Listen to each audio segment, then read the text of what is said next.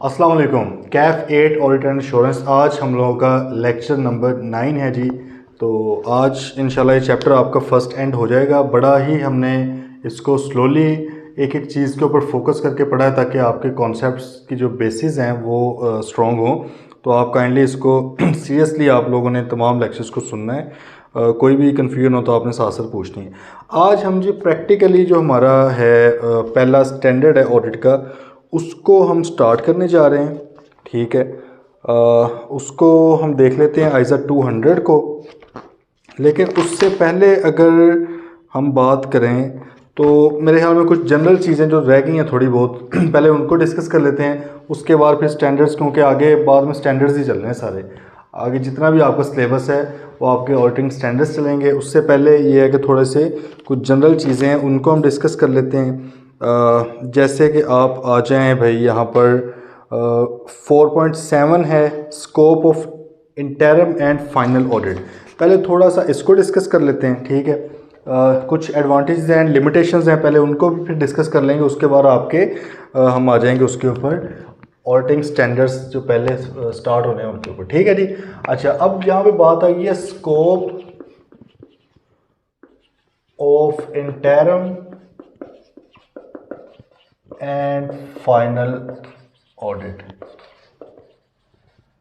Scope word आपने जहाँ पर भी सुनना है आपको जनरल भी लैंग्वेज में पता ही है कि आप लोग स्कोप कब बोल रहे होते हैं। आप अक्सर जब पूछते हैं ना कि सीए का क्या स्कोप है, फलां डिग्री का क्या स्कोप है, आईटी का क्या स्कोप है, टैक्स का क्या, ऑडिट का क्या स्कोप है, तो इसका मतलब क्या होता है कि भाई इसमें क्या क्या चीज़ें आ रही होती हैं, आप क्या क्या कुछ कर सकते हैं। यही ऑब्वियसली मतलब है इसका स्कोप का। ठीक है, तो यहाँ पर अभी हम डिस्कस करने लगे हैं इंटरम और फाइनल ऑडिट का जो है स्कोप, उसको हम थोड़ा सा डिस्कस करते हैं। पहले तो हमें ये पता होना चाहिए कि इंटरम और फाइनल से क्या मुराद है। ठीक है, देखिए फाइनल जो चीज़ यूज़ होती है, आप लोगों को उसका इंटरम फाइनेंशियल स्टेटमेंट्स का पता है? कभी सुना है इंटरम फाइनेंशियल स्टेटमेंट्स? कोई वर्ड्स कोई सुना हो? इसके ऊपर स्टैंडर्ड है IAS 34, वो आप लोगों ने कभी डिस्कस, आई बिलीव वो नहीं है शायद आप लोगों के सिलेबस में, लेकिन कभी क्लास में किसी सर ने डिस्कस किया हो, क्योंकि आते जाते वर्ड्स आ जाते। मेरा तो ये वैसे प्रैक्टिस है कि जब मैं कुछ पढ़ा रहा होता हूँ तो थोड़ा बहुत, फिर अगर कोई इररेलेवेंट चीज़ भी आती है बीच में लेकिन वो टर्म आ जो गई है, तो फिर मेरी कोशिश होती है कि स्टूडेंट कंफ्यूज ना हो जाए कि क्या, थोड़ा बहुत उसको उस पर बता दूँ। खैर नहीं भी सुना तो मैं बताता हूँ। देखें, इंटरम फाइनेंशियल स्टेटमेंट्स या इंटरम कुछ भी, कोई भी चीज़ जो इंटरम होती है, उससे मेरा होता है कि ये कंप्लीट पीरियड के लिए नहीं है। अभी आप देखें गवर्नमेंट आई हुई थी इंटरम गवर्नमेंट, जिसको केयर टेकर भी आम अल्फाज में केयर टेकर बोल देते हैं, लेकिन वो इंटरम गवर्नमेंट होती है। क्यों? उसका मकसद 5 साल की गवर्नमेंट करना, कंप्लीट गवर्नमेंट करना उसका पर्पज़ नहीं होता। उसका होता है, होना चाहिए कि जो नेक्स्ट गवर्नमेंट के इलेक्शंस होने हैं, हम इलेक्शंस की हद तक हम रहे हैं, हमारा पर्पज़ इलेक्शन करवाना है। हम फिलहाल खैर इंटरम वर्ड पे बात कर रहे हैं। ठीक है, मतलब है कि कंप्लीट के लिए नहीं है। इंटरम फाइनेंशियल स्टेटमेंट्स के ऊपर हम आ रहे हैं। एक होती है complete financial statements, annual financial statements या फाइनल फाइनेंशियल स्टेटमेंट्स। ठीक है, लेकिन कई बार 1 साल से कम पीरियड की भी होती हैं, 3 माह की, 6 माह की, 1 महीने की बनवा ली उन्होंने अपने हिसाब से, मैनेजमेंट ने जो भी रिक्वायरमेंट है। तो अगर कोई भी चीज़ कंप्लीट नहीं है लेकिन कम टाइम के लिए बन रही है तो वो इंटरम कहलाएगी। बात आ रही है? तो फॉलो कर रहे हैं बात को? IAS 34 ये बात कर रहे हैं, मैं खुद नहीं कह रहा। IAS 34 जो है फाइनेंशियल स्टेटमेंट्स का स्टैंडर्ड है, वो ये कह रहा है कि भाई अगर 1 साल से कम पीरियड की फाइनेंशियल स्टेटमेंट्स हैं, किसी वजह से बन रही हैं, जैसे कि लिस्टेड कंपनी है, लिस्टेड कंपनीज़ के लिए कंपनीज एक्ट 2017 उसकी रिक्वायरमेंट है कि every listed company shall prepare annual financial statements and quarterly financial statements as well. Quarterly भी बनानी है, क्वार्टर में 4 होते हैं ना साल में, 3-3 महीने के, पाव। ठीक है, तो आपने वो भी बनानी है। तो इसका मतलब जो क्वार्टरली फाइनेंशियल स्टेटमेंट्स होंगी या जो हाफ ईयरली होंगी या वो 9 महीने की, 7 महीने की, 8 महीने की, वट एवर, वो क्या होंगी? इंटरम फाइनेंशियल स्टेटमेंट्स होंगी। बात आ गई समझ? चलें जी, अब फिर इसको इधर लिंक करते हैं। अगर हमने फाइनल या कंप्लीट फाइनेंशियल स्टेटमेंट्स का ऑडिट करना हो तो that is called a final audit, that is called a final audit. लेकिन अगर हमने इंटरम फाइनेंशियल स्टेटमेंट्स का ऑडिट करना हो तो that is called interim audit. लेकिन इसके अलावा भी कई बार क्या होता है कि इन टाइम फाइनेंशियल स्टेटमेंट्स का ऑडिट तो नहीं हम करने जा रहे, मतलब हमें बुलाया तो नहीं गया लिस्टेड कंपनी के केस में कि क्वार्टरली वगैरह है, लेकिन वैसे ही हमने ये सोचा कि यार फाइनल लेवल पर भी तो हमने ये काम करना ही करना है, क्यों ना इसमें से कुछ काम अब इस वक्त हम कर लें ताकि फाइनल पे हमें कम काम करना पड़े। गल आ रही है समझ? एक तो है ना कि हमें इंटरम ऑडिट पे बुलाया जा रहा है, स्पेशली उसको रिव्यू वैसे बोलते हैं जो क्वार्टरली फाइनेंशियल स्टेटमेंट्स का होता है, लेकिन अगर ऑडिट के लिए हमें बुलाया जा रहा है इंटरम के लिए, क्लाइंट ने खुद कहा गया 6 महीने का ऑडिट कर दें, वो तो प्योरली इंटरम है, ठीक है। लेकिन अगर क्लाइंट ने नहीं कहा और रिक्वायरमेंट भी नहीं है क्लाइंट की, लेकिन हमने कहा कि भाई फाइनल ऑडिट के टाइम पे हमारा काम टाइम कम लगे, कॉस्ट कम लगे, रिसोर्सेज कम लगे, तो क्यों ना उस वक्त के कुछ काम अभी कर लें। उस वक्त तो धड़ाधड़ इतने क्लाइंट्स होने हैं, हलचल में पता लगे क्वालिटी के ऊपर ही कंप्रोमाइज़ हो गया। क्योंकि बताएं क्या ऑडिटर सिर्फ फाइनल ऑडिट करने के लिए अपॉइंट होता है? ऑडिटर की अपॉइंटमेंट की मुद्दत हमने पढ़ी थी, ये बड़ी इंपॉर्टेंट बातें, लिंक होती हैं बातें, इसलिए अगर आप कहेंगे मैं स्टैंड अलोन सिर्फ कुछ चैप्टर्स करके पास कर लूँगा तो ये बहुत बड़ी गलतफहमी है। खुदारा इस गलतफहमी में आपने नहीं जाना, ठीक है जी। तो बात अब देखें, मैं लिंक करने लगा हूँ। हमने वहाँ पर ये कहा था कि आपके जो भी ऑडिटर हैं, फर्स्ट हों, सब्सिक्वेंट हो, कैजुअल वाले हों, वो till the end of next AGM वो अपॉइंट होते हैं। तो टिल क्यों है भाई? हमें तो ये कहना चाहिए they are appointed for the audit of financial statements of फला फाइनेंशियल ईयर। हमें तो ये कहना चाहिए ना कि भाई 2023 के फाइनेंशियल ईयर के लिए आप बस उसके ऑडिट के लिए अपॉइंट हुए। लेकिन हम कह रहे हैं कि आपकी जो मुद्दत मुलाजमत है या मुद्दत अपॉइंटमेंट है वो आपकी टिल द एंड ऑफ, जब तक एजीएम एंड हो के ताले लग के घर को नहीं लोग जाते, आप उस वक्त तक हमारे ऑडिटर रहेंगे। तो भाई ऑडिटर तो फिर वो फुल टाइम हो गया ना, कम से कम अगले पूरे साल के लिए तो आपका ऑडिटर है। तो वो तो भाई फिर कभी भी आ सकता है आपके पास। हमने तब भी कहा था कि वो कभी भी आके इन्फॉर्मेशन ले सकता है, ठीक है। बात आ रही है, फॉलो कर रहे हैं? अब ज़रा आ रहे हैं बुक के ऊपर, इंशाल्लाह अब इजी लगेगा। वो कह रहे हैं scope of statutory audit as describe in the independent auditors report contains the following points. जो इंडिपेंडेंट ऑडिटर्स रिपोर्ट आती है आपके सामने, आप लोगों को मैंने शेयर की हुई है रिपोर्ट, उसमें मैंने कहा था कि आपने रेलेवेंट हिस्सा पढ़ना है। अब मैं ये रिपोर्ट आपके पास मौजूद होनी चाहिए हर वक्त, जैसे मैं बोलूँ फ़ौरन आप निकाल के साथ रख लें, ठीक है। अब एक और उसमें रेलेवेंट हिस्सा पढ़ें जहाँ पर ऑडिटर बता रहा होता है कि भाईजान हमारा ऑडिट है क्या, उसको डिस्क्राइब कर रहा होता है ना, ठीक है।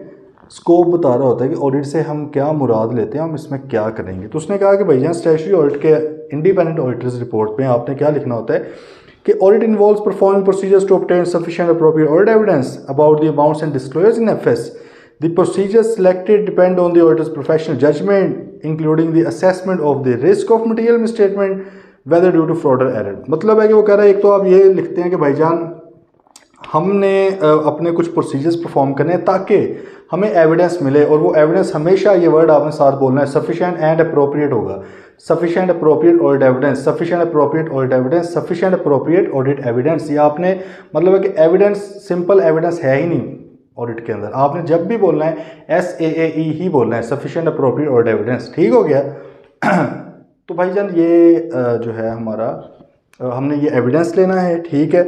किसके ऊपर? अमाउंट्स के ऊपर भी लेना है, डिस्क्लोजर्स के ऊपर भी लेना है जो फाइनेंशियल स्टेटमेंट्स के अंदर हैं, और ये प्रोसीजर जो हमने अप्लाई करने हैं कि अब यार क्या करें जिससे एविडेंस मिले, वो हमारी प्रोफेशनल जजमेंट है। मतलब हमारे एक्सपीरियंस, हमारी बैकग्राउंड, हमारी एजुकेशन क्वालिफिकेशन, एकेडमिक बैकग्राउंड, उसकी बेस पर हमारी जजमेंट के मुताबिक है, मतलब हमारी अंडरस्टैंडिंग के मुताबिक है। हो सकता है मैं कुछ और प्रोसीजर परफॉर्म कर रहा हूँ, कोई और ऑडिटर कुछ और प्रोसीजर परफॉर्म कर रहा है, आइए बात समझ। लेकिन प्रोसीजर्स ऐसे होने चाहिए कि we must obtain SAAE to form an opinion. अगर हमें सफिशिएंट अप्रोप्रिएट ऑडिट एविडेंस नहीं मिला तो हम ओपिनियन ही नहीं बना सकते। जब तक ओपिनियन नहीं बनेगा हम ऑडिट रिपोर्ट के अंदर ओपिनियन नहीं डाल सकते, ठीक है। एक तो हमने ये बात कर दी। अच्छा, वो उसमें कह रहा है कि जब हम अपने प्रोफेशनल जजमेंट अप्लाई करते हैं तो हम इसमें रिस्क असेसमेंट भी देखते हैं ना। लॉजिकल सी बात, हमने पहले भी कहा था कि हमने प्लानिंग पहले पढ़नी ही क्यों है। हमने जो फेजेस की बात की थी तो हमने भाई प्लानिंग पढ़नी ही क्यों है, क्योंकि प्लानिंग लेवल पर हम क्लाइंट की अंडरस्टैंडिंग लेते हैं, देखते हैं क्लाइंट कितना रिस्की है, क्लाइंट के फाइनेंशियल स्टेटमेंट में कौन कौन से एरियाज रिस्की हैं, किस में हमारी एक्सपर्टीज़ कम है, किस में हमें बंदा इन्वॉल्व करना पड़ना है, सारा कुछ हम A to Z प्लान करते हैं पहले। तो उसी रिस्क असेसमेंट के मुताबिक ही फिर हम प्रोसीजर बनाते हैं। कई बार रिस्क बहुत ज़्यादा होता है, बहुत ज़्यादा डिटेल प्रोसीजर्स लगाने पड़ जाते हैं, एक एक चीज़ भी देखनी पड़ सकती है। कई बार रिस्क बहुत कम होता है, कम प्रोसीजर्स भी हो सकते हैं, different kind of procedures, lenient procedures भी हो सकते हैं कि बड़े सिंपल से। आ रही बात समझ। दूसरे नंबर पे, in making those risk assessment, वो जो रिस्क असेसमेंट करनी है वैसे हमने इसकी प्रॉपर अंडरस्टैंडिंग लेनी है। आप लोगों का चैप्टर 3 जब स्टार्ट होगा उसके अंदर आइजा 315 अंडरस्टैंडिंग ऑफ क्लाइंट्स एनवायरनमेंट, सही है, उसके ऊपर हमने देखना है। फिर आगे आपका आइजा 320 आ जाएगा मटीरियलिटी का, मटीरियलिटी के अंदर भी रिस्क असेसमेंट इन्वॉल्व है, उसके मुताबिक मटीरियलिटी करनी है। आइजा 330 आएगा ऑडिट रिस्क का, उसके ऊपर भी हमने बात करनी है। आइजा 300 पहले आ जाएगा प्लानिंग का। तो इसका मतलब है डिटेल में इसको हमने करना है स्टडी। अच्छा, अब वो कह रहा है कि जब हम वो रिस्क असेस कर रहे होंगे कहाँ पे कितना रिस्क है, auditor considers internal control relevant to the entity's preparation and fair presentation of financial statement. भाईजान, अकाउंट्स को, फाइनेंशियल स्टेटमेंट्स को बनाने में, प्रिपेयर करने में आपके क्या कंट्रोल्स हैं? कैसे एंटिटी ये साबित करती है कि भाई ये जो रेवेन्यू लिखा जा रहा है सही लिखा जा रहा है, ये जो फाइनेंशियल स्टेटमेंट्स में लेजर में एंट्री हो रही है वो सही एंट्री हो रही है, कोई अनऑथराइज बंदा एंट्री नहीं कर रहा, कैसे ये किया जा रहा है? ये सारे कंट्रोल्स हैं। डिटेल में पढ़ेंगे ऑब्वियसली, लेकिन हमने इस पर पहले भी थोड़ी सी बहस की हुई है।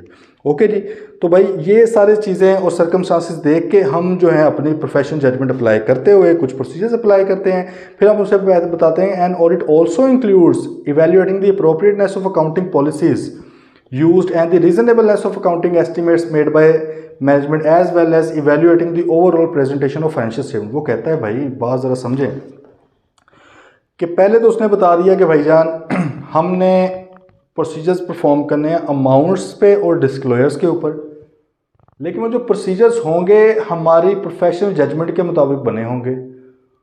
और वो प्रोफेशनल जजमेंट जो है हमारी, उसके पीछे मेन जो चीज़ है, किस बेस पर हम अपनी प्रोफेशनल जजमेंट अप्लाई कर रहे होंगे, वो है हमारी रिस्क असेसमेंट जो हमने क्लाइंट की करनी है और क्लाइंट के इंटरनल कंट्रोल्स। ठीक है, इसकी बेस पर हमने की professional judgement apply. Professional judgement apply करके हमने कुछ प्रोसीजर्स डिसाइड कर लिए। प्रोसीजर्स जब परफॉर्म करिए तो हमें SAAE मिल गया, जिसकी बेस पर हमने ओपिनियन फॉर्म कर लिया। बात आ रही है समझ? कहता है ये तो करना ही करना है, लेकिन भाई साथ साथ हमने अकाउंटिंग पॉलिसीज़ को भी देखना है, सही अकाउंटिंग पॉलिसी है भी या नहीं। आपको स्टैंडर्ड कह रहा है कॉस्ट के ऊपर चीज़ करो, आप फेयर वैल्यू के ऊपर कर रहे हो। ठीक है, स्टैंडर्ड कहता है कि आपने कंसिस्टेंटली अप्लाई करना है पॉलिसी को, ये नहीं कि हर साल ही बदली जा रहे हो। आपको चेंज इन अकाउंटिंग पॉलिसी का ऑप्शन दे रही है, पता लगे आप अपने मूड के मुताबिक हर साल ही बदली जा रहे हो। ठीक है, तो जस्टिफाई भी तो करना है ना, तो ऑडिटर ने इसको भी देखना है। फिर एस्टीमेट्स का भी आप लोगों को पता, बेतहाशा एस्टीमेट्स जजमेंट्स यूज़ होती हैं अकाउंटिंग के अंदर और फाइनेंशियल स्टेटमेंट्स के अंदर। मतलब provision for doubtful debt estimate है भाई, पता नहीं एग्जैक्ट तो नहीं ना पता कितनी प्रोविजन रिकॉर्ड करनी, कितना बैड डेट होगा हमारा, हमने कर दिया। कंटीजेंसीज, कमिटमेंट्स, ठीक है, ये आपके क्या है सारे IAS 37, ये सारे के सारे भाई आपकी एस्टीमेट्स हैं। अब उन एस्टीमेट्स की रीजनेबलनेस को भी देखें ना। एक फॉर एग्जाम्पल एक क्लाइंट, बात ज़रा फॉलो कर रहे हैं, बात समझ नहीं है, नहीं समझ आ रही अभी फ़ौरन के फ़ौरन मैसेज करें मुझे, बात समझ नहीं है। एक क्लाइंट है, उसने कहा कि जी 1 करोड़ के मेरे डेट्स हैं, मुझे शक है 50% बैड हो जाएंगे। ठीक है, अब एक और क्लाइंट है कोई, उसने भी कहा जी 1 करोड़ के, उसने कहा मेरे 10% बैड। भैया ये 10 कह रहा है 50 कह रहा है, किस बेस पे कह रहे हैं? ऐसे तो नहीं कि जो ख्वाब में आया था कोई बाबा जी ने कहा इतने लगा दें, इतने %, दैट इज़ नॉट फेयर। तो इसका मतलब हमने उसको भी देखना है। ऑडिट रिपोर्ट का मैंने आपको रेफरेंस दिया है, ऑडिट रिपोर्ट आपके पास है, उसमें आपने जाके पढ़ना है, ये आपको मिल जाएगा ये हिस्सा जिसमें वो बता रहा है कि भैया ऑडिट क्या है। ऑडिटर्स रिस्पॉन्सिबिलिटी के अंदर जाके देखें, वो आपको बता रहा है कि भाई ऑडिट है क्या, हम क्या करने आ रहे हैं यहाँ पे, हमने क्या किया है। हमने ना सिर्फ फाइनेंशियल स्टेटमेंट्स को देखा है, उनकी फिगर्स को देखा है, हमने अपनी प्रोफेशनल जजमेंट अप्लाई करते हुए प्रोसीजर्स अप्लाई किए हैं। ठीक है, प्रोसीजर्स की बेस पर हमने SAAE sufficient appropriate audit evidence लिया है। एविडेंस अकेला कभी भी नहीं बोलना आपने ऑडिट के अंदर रहते हुए, सफिशिएंट अप्रोप्रिएट ऑडिट एविडेंस लिया है, जिसकी बेस पर हमने एक अपना ओपिनियन बनाया है। हमने ना सिर्फ ये किया बल्कि हमने तो क्लाइंट की अकाउंटिंग पॉलिसीज़ को भी देखा है।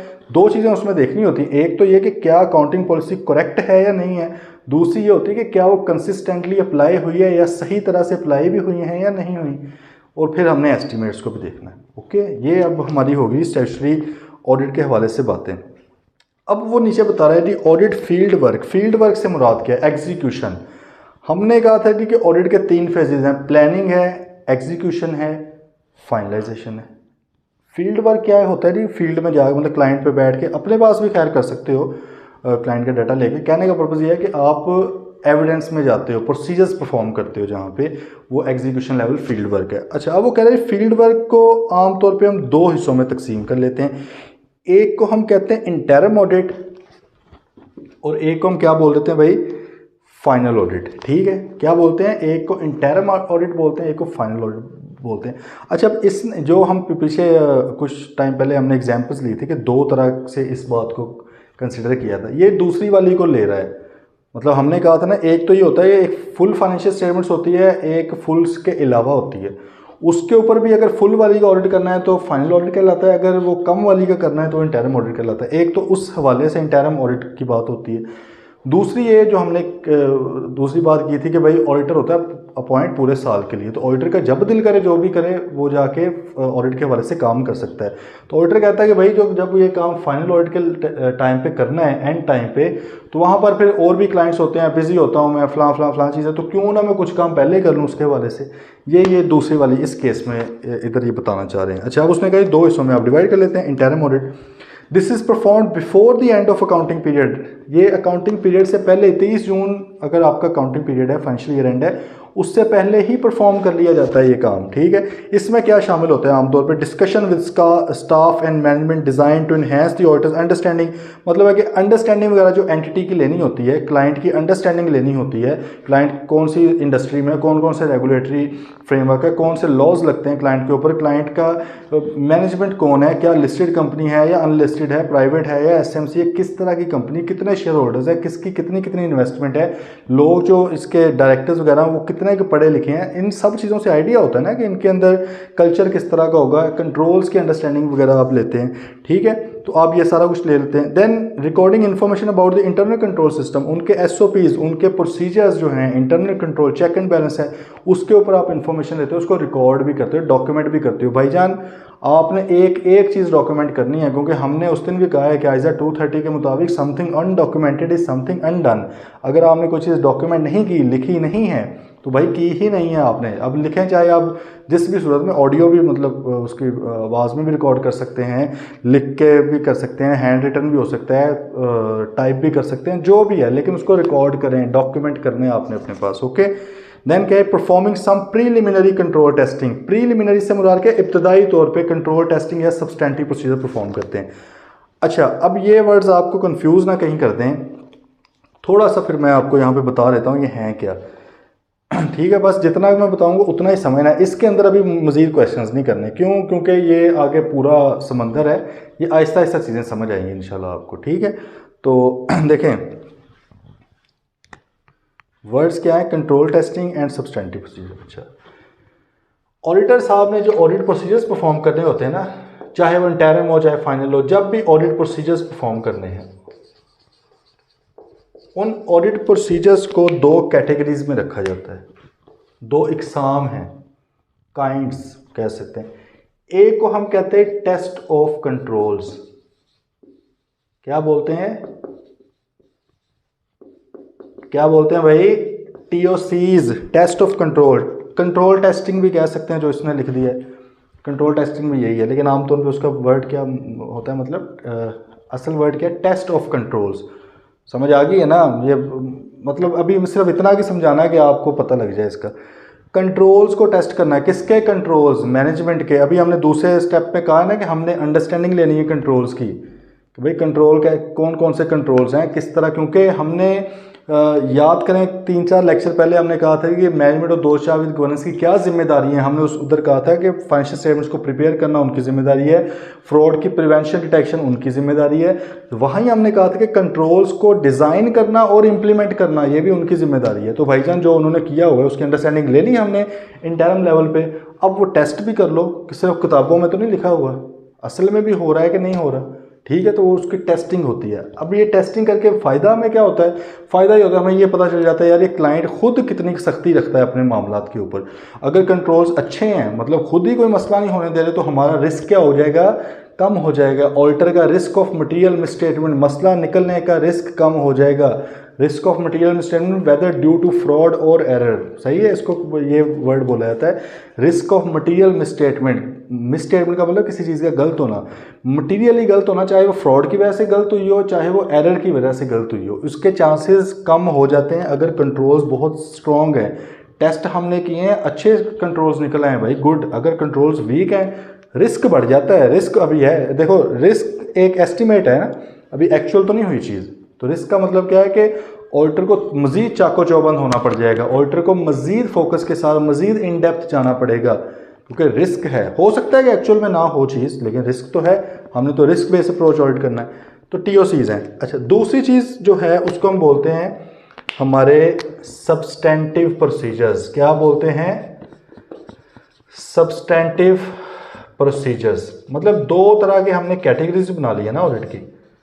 एक कैटेगरी को क्या बोलते हैं ऑडिट प्रोसीजर्स की, एक को बोलते हैं टेस्ट ऑफ कंट्रोल, जो क्लाइंट के ही कंट्रोल्स को टेस्ट कर लेना है हमने सही है कि नहीं है, और ये तब ही टेस्ट किए जाते हैं अगर अंडरस्टैंडिंग में पता लगे कि अच्छे कंट्रोल हैं, कंट्रोल्स मौजूद हों, फिर टेस्ट। अगर कंट्रोल मौजूद ही नहीं है फिर कुछ टेस्ट नहीं करना, टाइम वेस्ट है ना, कंट्रोल्स ही नहीं है तो टेस्ट किस चीज़ को करना है। दूसरे आए थे भाई सब्सटैंटिव प्रोसीजर्स, ठीक है। अब सब्सटैंटिव प्रोसीजर्स जो इसने यहाँ पे लिखा हुआ है, सब्सटैंटिव होता है डिटेल में चीज़ों को देखना। इसकी भी आगे 2 एग्जाम हैं, इसकी भी आगे ये आप लोग ना बना लेंगे यहाँ पर ही, ठीक है, ताकि पता लग जाए, दोबारा आप पढ़ेंगे तो मसला ना हो। सब्सटैंटिव प्रोसीजर्स की 2 एग्जाम है, एक को हम कहते हैं एनालिटिकल प्रोसीजर्स। क्या बोलते हैं? एनालिटिकल। एनालिटिकल आसान अल्फाज में अगर कोई रेशो एनालिसिस आप लोगों ने पढ़ी होंगी R1 या R2 लेवल पे, वही जो रिटर्न ऑन कैपिटल एम्प्लॉयड क्या है, इंटरेस्ट कवरेज रेशो क्या है, GP रेशो, सेल्स रेशो वगैरह वगैरह आप लोगों ने पढ़ी हुई है। एनालिटिकल है, ये भी आपकी हेल्प करते हैं ना समझने में कि कहाँ पे रिस्क पड़ा हुआ है, चीज़ों को वेरीफाई करने में, एविडेंस लेने में। जैसे हम अक्सर वो एक मैं एग्जांपल यूज़ करता हूँ, सेल्स बढ़ रही है तो भाई लॉजिकली तो रिसीवेबल भी बढ़ना चाहिए। अगर रिसीवेबल इंक्रीज नहीं हो रहा, सेल्स हो रही है, इसका मतलब है कि कुछ मसला तो है इसमें। हो सकता है कि एक्चुअल में ना हो, लेकिन मसला लग रहा है ना अपेरेंटली। देखो हमें सिर्फ एक रेशो ने बता दिया कितनी क्विकली, हमें कुछ डिटेल में जाना ही नहीं पड़ा अभी। अब फिर अगर वो उधर है तो फिर हम इंक्वायरी करते हैं मैनेजमेंट से कि भाईजान ये क्या सीन है। मैनेजमेंट फिर हमें जस्टिफाई करती है, उसके पीछे एविडेंस वगैरह दिखाती है, सारा कुछ, वो आगे की बात है, ठीक है। एक होते हैं एनालिटिकल। दूसरी जो सब्सटेंटिव की टाइप है वो है टेस्ट ऑफ डिटेल्स। डिटेल्स में टेस्टिंग करनी है। ये जो हम कहते हैं ना, वाउचर्स देखेंगे, एग्रीमेंट्स देखेंगे, पीछे कॉन्ट्रैक्ट्स देखेंगे, क्लाइंट ने कहा भाई 1 करोड़ की सेल हुई, भाई किधर है इसकी इनवॉइस ला के दिखाओ। अच्छा इनवॉइस दिखा दी है, अब वो सेल ऑर्डर भी दिखाओ, जो कस्टमर की तरफ से आपको ऑर्डर आया वो कहाँ पे है, फिर जब ये डिस्पैच हुआ था उसकी डिस्पैच नोट भी दिखाएं। बात आ रही है समझ? ये आगे डिटेल में होगी सारी बातें, लेकिन अभी आपकी बेस में बना रहा हूँ। तो टेस्ट ऑफ डिटेल्स जो हैं आपके, जिसको हम TODs भी कहते हैं, या उर्दू में अगर इसको कहा जाए तो इसे हम मजदूरी बोलते हैं। क्या बोलते हैं भाई? मजदूरी। पर्चे देखने पड़ते हैं, एक एक चीज़ खोल खोल के देख। ये थोड़ा टेक्निकल सा काम है लेकिन क्विकली हो जाता है। मतलब रेशो एनालिसिस आप दिमाग यहाँ पे इस्तेमाल करना, इधर हाथ साथ इस्तेमाल करने, ठीक है। अच्छा ये ना बेसिकली ऑडिट प्रोसीजर्स की काइंड्स ये हैं। ऑडिट प्रोसीजर्स की जो टाइप्स हैं वो आगे हम पढ़ेंगे, और भी 7 प्रोसीजर्स होते हैं टिपिकली, वो हम पढ़ लेंगे। लेकिन जो हैं आपके 2 तरह में वो फॉल होते हैं, या वो टेस्ट ऑफ कंट्रोल्स हैं या वो सब्सटेंटिव है। सब्सटेंटिव के आगे 2 एग्जाम है, एक एनालिटिकल है, एक टेस्ट ऑफ डिटेल्स है। डिटेल में जाके चीज़ों को देखना, ठीक है। अब यहाँ पे थोड़ा सा कनेक्शन इनका मैं दोबारा बता देता हूँ। देखें 2 ही काइंड्स हैं, इन्हीं में से कुछ करना पड़ेगा हमें। हम क्लाइंट पे गए हैं, जितना ज़्यादा उसका कंट्रोल अच्छा होगा हमने उसको टेस्ट करके बताना है। टेस्ट हमने किए कंट्रोल्स को, वो कैसे करते हो पढ़ लेंगे आगे, सही है, चैप्टर 4 है आपका, तो उसमें हम पढ़ेंगे, ठीक है जी। तो हमने भाई कंट्रोल्स को टेस्ट किया, हमें लगा अच्छे हैं, ज़बरदस्त, सही है, ज़बरदस्त करके भाई काम, मुबशर पुत्र जिंदाबाद। अब मुबशर पुत्र क्योंकि जिंदाबाद हो गया है, हमारा रिस्क ऑफ मटेरियल मिसस्टेटमेंट कम हो गया। भाई हमें कम रिस्क अब लग रहा है, हमें लग रहा है कि यार ये तो खुद ही कोई मसला नहीं होने देते, इंशाल्लाह नहीं मसला होगा। हम ये चीज़ें भी कम परफॉर्म करते हैं, ठीक है, स्पेशली ये, क्योंकि ये तो क्विकली हो जाती है, ये थोड़ी कम, फिर हम कहते हैं खुश। लेकिन अगर ये ख़तरनाक हद तक कंट्रोल रिस्क है आपका, मतलब है कि भाई कंट्रोल्स हैं ही नहीं या लिखे हुए थे, टेस्ट किए तो फारिग है सारा कुछ, तो भाई फिर क्या होता है, आपको इधर मजदूरी थोड़ी सी ज़्यादा करनी पड़ जाती है। ओके जी, खैर तो उन्होंने कहा कि भाई इंटरम लेवल पर आप प्रीलिमिनरी छोटे मोटे जो इब्तदाई कंट्रोल्स वगैरह हैं या सब्सटेंटिव हैं, थोड़ी बहुत चीज़ें वो आप देख सकते हैं यहाँ पर, ठीक है। डिटेल में, बहुत डिटेल में नहीं जाना, वो फाइनल पे। ओके जी। तो ये मतलब 3 तरह के काम आप इंटरम पे करते हो। ओके, अब आ गई जी बारी फाइनल ऑडिट की। फाइनल में क्या होता है, this is perform after the year end. Year end complete हो चुका होता है, when the draft financial statements are available. अब आपको ड्राफ्ट का मतलब वही है कि अभी फाइनल नहीं है फाइनेंशियल स्टेटमेंट, लेकिन क्लाइंट ने आपको बना के दे दिया है, हमारी तरफ से यही है, ठीक है। अब आपने उसका काम करना है, उसके अंदर अब कंप्लीट डिटेल्स होंगी, फुल ईयर बैलेंसेस, क्योंकि पूरा साल गुजर चुका है, अब हर चीज़ पूरी होगी, तो उसके ऊपर आप काम करते हैं। Normally the interim audit work is performed by fewer, थोड़े लोग करते हैं, लेकिन मोर सीनियर स्टाफ, लेकिन टेक्निकल बंदे करते हैं, क्योंकि भाई वहाँ पर ये काम हमने करना है, कंट्रोल्स की अंडरस्टैंडिंग बड़ी एक टेक्निकल चीज़ है, ठीक है। एनालिटिकल प्रोसीजर परफॉर्म करना या ये सब्सटेंटिव वगैरह इस लेवल पर कि कौन कौन से परफॉर्म किए जाएं जो बाद में जाके हमारी हेल्प करें, मुंह उठा के कुछ भी नहीं ना कर देना होता। तो इसलिए यहाँ पर थोड़े लोग चाहिए होते हैं, लेकिन सीनियर लेवल के चाहिए होते हैं, जो थोड़ा सा क्लाइंट की नब्ज़ को समझें, क्योंकि यहाँ पर नब्ज़ को समझना है, इंटरम लेवल है अभी, ठीक है। तो जबकि जो फाइनल ऑडिट है उसमें कंप्लीट ऑडिट टीम आपकी आ जाती है। क्लियर है भाई, इंटरम और फाइनल ऑडिट का फ़र्क, स्कोप, इसमें से क्वेश्चन आ सकता है। अगर इजी सा आई कैप का मूड हुआ देने का, तो वो ऑब्वियसली इसमें से क्वेश्चन दे सकता है, ठीक है जी। अब अगर हम आ जाएं एडवांटेजेस एंड लिमिटेशंस पढ़ लेते हैं जी, फिर उसके बाद हम स्टैंडर्ड पे जाएंगे। किसी भी तरह का कोई भी क्वेश्चन है तो पूछ लें, कोई कन्फ्यूजन नहीं किसी भी चीज़ में रहनी चाहिए। अगेन हम जो है बड़ा कॉन्सेप्चुअली हमने इस चीज़ को लेकर चलना है, क्योंकि भाई लिंक्ड हैं चीज़ें। आप अभी देखी जाएँ कि बार बार मैं आपको कोई किसी पिछली बार के साथ जोड़ रहा होता हूँ, और अभी मैं कुछ आगे वाली बातें भी आपको यहाँ पे बता रहा हूँ, जो आगे जाके हम डिटेल में पढ़ेंगे, वहाँ पर फिर मैं इधर पिछली बातों के साथ आपको लिंक कर रहा हूँ। तो ये ना लिंकेज है, ठीक है, ओके जी। अब आ जाएंगी advantages and limitations of statutory audit. Advantages and limitations of statutory audit. Audit लिख रहा हूं तो स्टैट्यूटरी ऑडिट ही मतलब है इसका, क्योंकि यही वाले होते हैं, ठीक है। क्या फ़ायदे हैं, क्या लिमिटेशंस हैं, लिमिटेशन से मुराद क्या नुकसानात वगैरह हैं, उनको हम देख लेते हैं। चलें जी, फ़ायदे जनरल सी बातें क्विकली इसको करेंगे। सबसे पहले तो increases the credibility of published financial statement. जो फाइनेंशियल स्टेटमेंट्स आपने पब्लिक को दी हैं, वैसे पब्लिश्ड वर्ड यहाँ पर नहीं यूज़ करना चाहिए, क्योंकि तमाम कंपनीज पब्लिक नहीं ना करती। पब्लिश से मुराद ही होता है कि जो जिसका दिल करता देख ले, लेकिन हम इसको अगर सिर्फ इस हद तक समझ लें, इसका मतलब ले लें कि भाई जिन यूज़र्स तक पहुंचनी चाहिए थे उन तक पहुंचाई गई हैं, तो फिर बात सही। क्योंकि अदरवाइज़ प्राइवेट कंपनी पब्लिश नहीं करती, वो सिर्फ अपने यूज़र्स तक वो उसको पहुंचाती हैं, शेयर होल्डर्स तक। जबकि जो पब्लिक लिस्टेड कंपनीज हैं वो तो अपनी वेबसाइट पर डाल देती हैं, स्टॉक मार्केट में पड़ी, जो कि आप लोगों ने डाउनलोड भी कर ली है यो, या मैं शायद गलत एक्सपेक्ट कर रहा हूँ ना लाइक स्टूडेंट से, ठीक है। तो ना लाइक ही नहीं करनी भाई। अच्छा खैर, जो भी फाइनेंशियल स्टेटमेंट्स हैं उनकी क्रेडिबिलिटी, कॉन्फिडेंस उनके अंदर बढ़ जाता है, ठीक है। It confirms to management that they have perform their statutory duties correctly. एक तो ये हो जाता है कि भाई जो मैनेजमेंट की रिस्पॉन्सिबिलिटी थी ऑडिट करवाने की, उन्होंने वो भी करवा लिया है, स्टैट्यूटरी ड्यूटी जो थी उन्होंने अपनी परफॉर्म कर दी है। जिंदाबाद मुबशर पुत्र।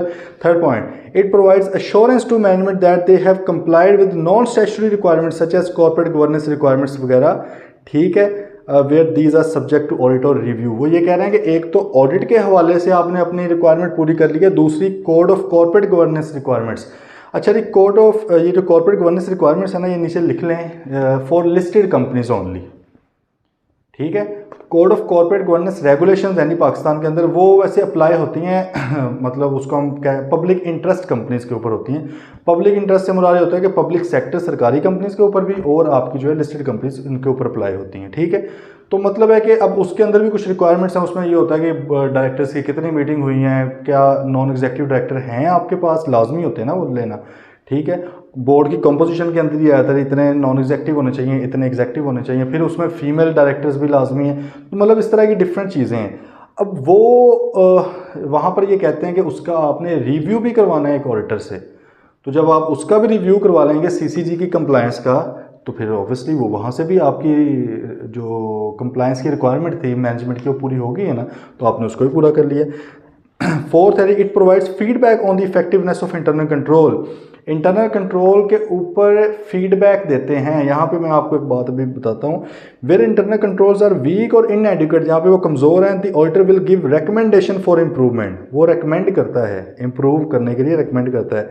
This will assist management in reducing risk and improving the performance of the company.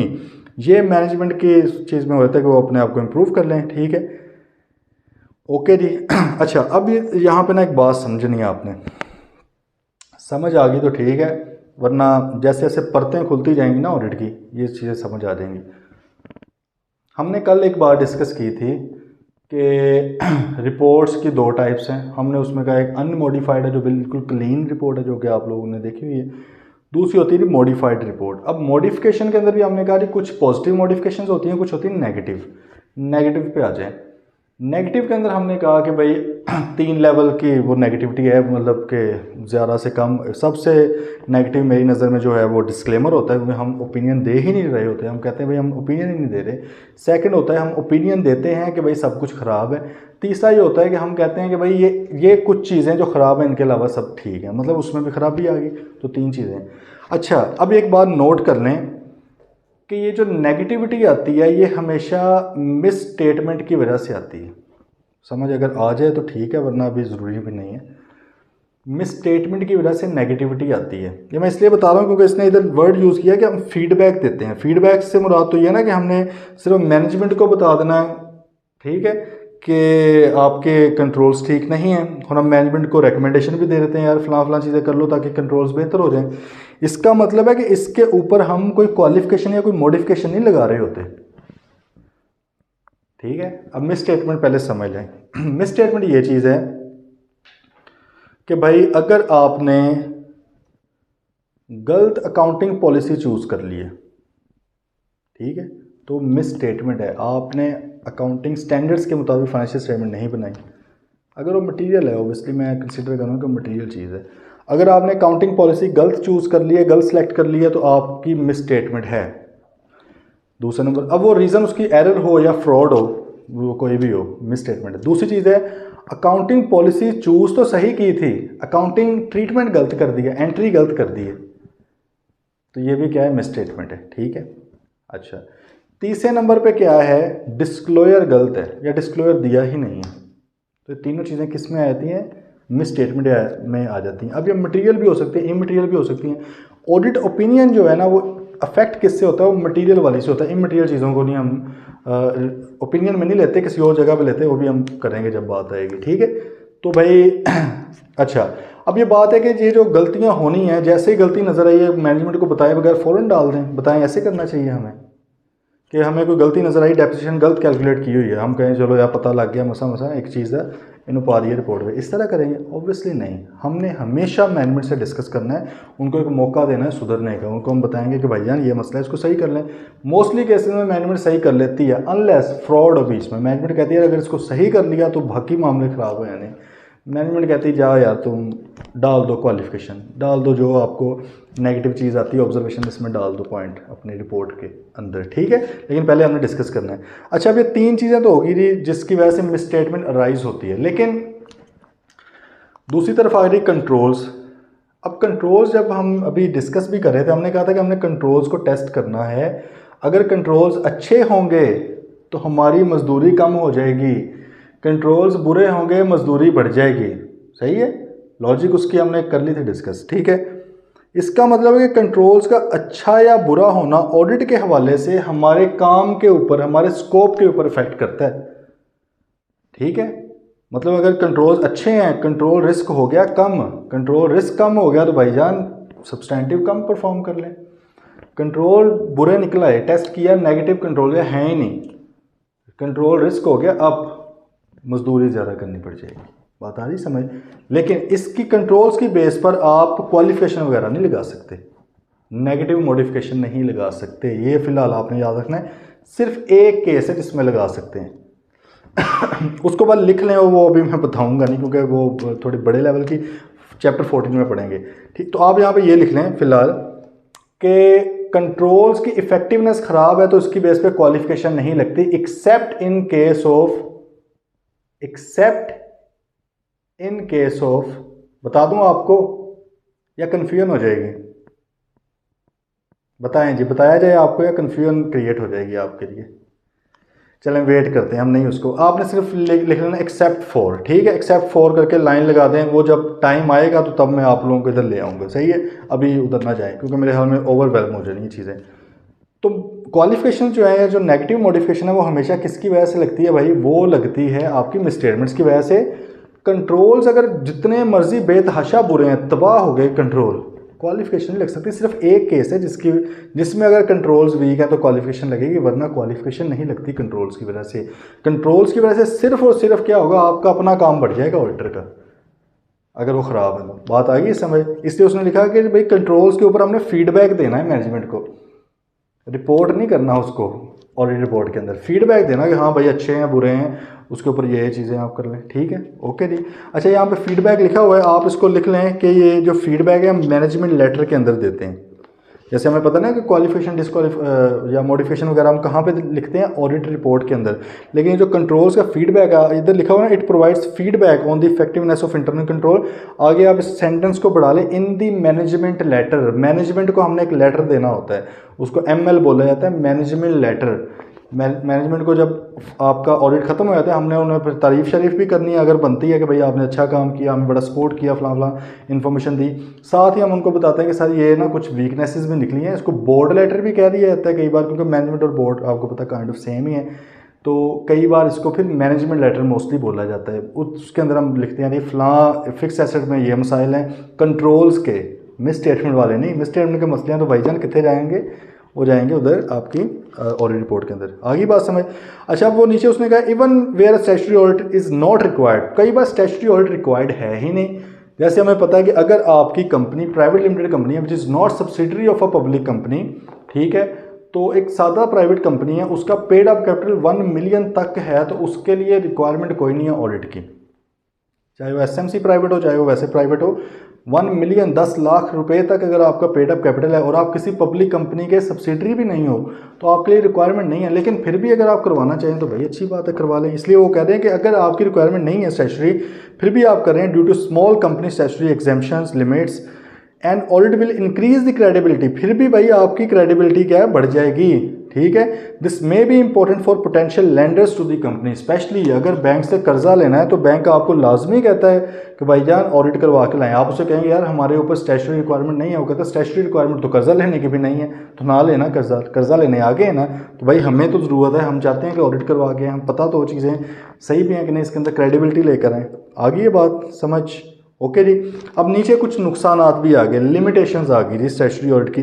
सादा सी लिमिटेशन, सबसे पहले कॉस्ट है भाई, खर्चा होता है इसके ऊपर, ठीक है, खर्चा होता है। Cost of an audit can be very high, however if the audit firm is already hired to carry out non audit work, तो फिर वो हो सकता है, मतलब है कि अगर नॉन ऑडिट काम भी करती है फर्म, मिसाल के तौर पे हम किसी का टैक्स का काम भी करते हैं या बुक कीपिंग का भी करते हैं या कॉर्पोरेट एडवाइजरी का उन्हें मशवरे भी देते हैं, सही है कि आपके डिसीजन किस तरह हो, बजटिंग वगैरह भी उनकी करते हैं, बिजनेस प्लान्स भी बनाते हैं। अब उन्होंने ही हमें कह दिया ऑडिट भी कर लें, तो फिर बंदा ज़ाहिर है एडिशनल शर्म करता है ना थोड़ी सी, यार इतना तो दे रहा है क्लाइंट, अब ये नहीं कि इधर भी लुट मचा दें, ठीक है, तो फिर उस केस में थोड़ी कॉस्ट कम हो जाती, अदरवाइज कॉस्ट तो है इसकी।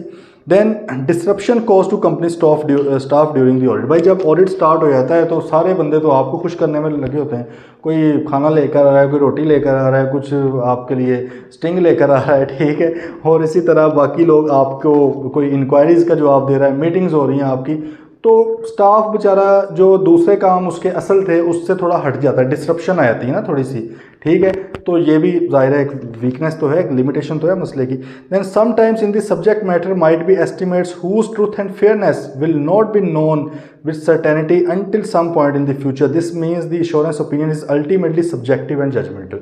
देखें ये बड़ी इंपॉर्टेंट बात है कि जब आपने जिस चीज़ का ऑडिट करना है या उसके ऊपर एश्योरेंस देनी है, उसके अंदर कई बार एस्टिमेट्स ही बड़े इन्वॉल्व होते हैं। पहले आपको मैं फुल एस्टिमेट वाली एग्जांपल देता हूँ, जैसे फोरकास्टिंग होती है, फाइनेंशियल फोरकास्टिंग या बजट्स होते हैं। अब आपको पता है बजट के अंदर एक्चुअल कुछ भी नहीं होता, बजट तो अगले साल का है ना, अगले 6 महीने का। अगर आपको कहा जाए कि जी बतौर एश्योरेंस प्रोवाइडर ऑडिट तो नहीं हम करें, और क्योंकि ऑडिट होता है हिस्टोरिकल फाइनेंशियल इन्फॉर्मेशन का, ये है फ्यूचर प्रोस्पेक्टिव फाइनेंशियल इन्फॉर्मेशन, इसके ऊपर भी स्टैंडर्ड है वैसे अदर एश्योरेंस एंगेजमेंट का, ठीक है, वो भी आपको गाइड करता है किस तरह करना है।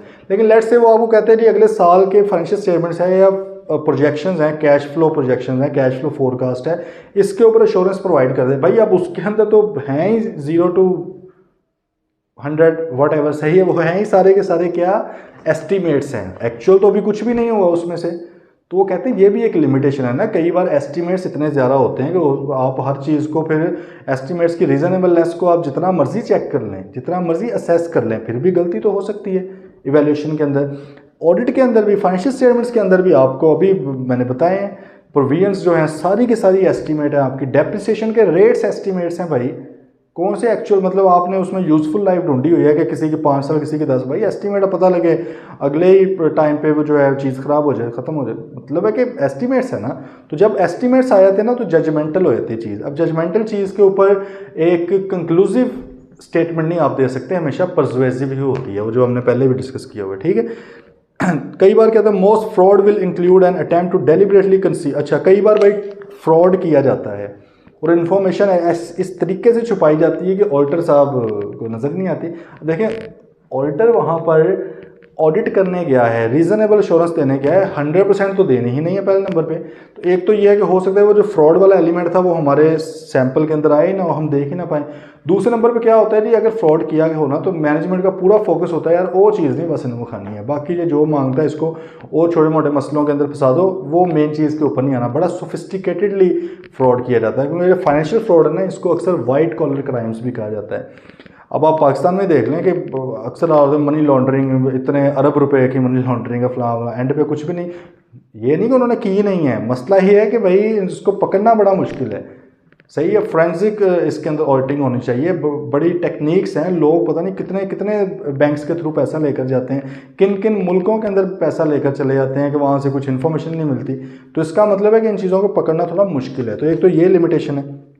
Then in order to balance cost and efficiency, the auditor routinely uses sampling rather than test every item. Obviously भाई 100% चीज़ें नहीं चेक कर सकते हम, क्यों, पैसा ही नहीं है भाई, इतना रिसोर्सेज नहीं है। क्लाइंट दे ना हमें 10 करोड़ रुपया, फॉर एग्जांपल अगर किसी ऑडिट के ऊपर वो हमें 2 करोड़ रुपया दे रहा है और हम चीज़ें देख रहे हैं कि 20-30%, हम वो कहते हैं यार 100% देखो, पहले नंबर पे तो वो कहता ही नहीं है 100% देखो, वो नहीं चाहता, ठीक है। लेकिन अगर वो चाहे भी तो हम कहेंगे भाई 10 करोड़ रुपया दो फिर इस चीज़ का, तो ऑब्वियसली वो नहीं देगा, ठीक है। तो ये एक मसला है कॉस्ट का भी, स्पेशली पाकिस्तान के अंदर। दुनिया में ऑडिट में बड़ा पैसा है, आपको मैं प्रैक्टिकली बताऊं, पाकिस्तान के अंदर ऑडिट के अंदर पैसा ही कोई नहीं है। ऑडिट है रिस्क की एक आपका फील्ड है। पाकिस्तान में अगर पैसा है वो टैक्स के अंदर है, क्योंकि क्लाइंट का चाहता है कि मुझे लीगली भी, दूसरे भी खैर तरीके, लेकिन लीगली भी मुझे जो है टैक्स कम पड़े, आप मुझे इस तरह की एडवाइजरी दें उसकी। फिर ERP है, सॉफ्टवेयर्स हैं, एडवाइजरी की असाइनमेंट्स हैं, उसके अंदर बड़ा अच्छा खासा पैसा है।